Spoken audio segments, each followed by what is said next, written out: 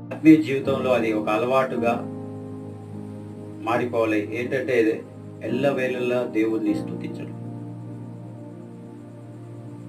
సమయం ఉన్నప్పుడు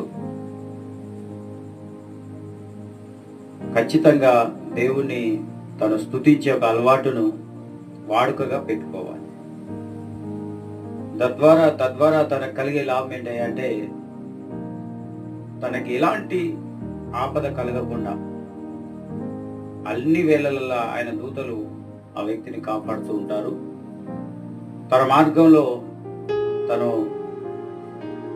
సాగిపోతూ ఉంటాడు, ఎలాంటి ఆటంకాలు లేకుండా. కాబట్టి దేవుణ్ణి ఆరాధిస్తున్న వ్యక్తి తప్పకుండా దేవుని స్తుతించాలి.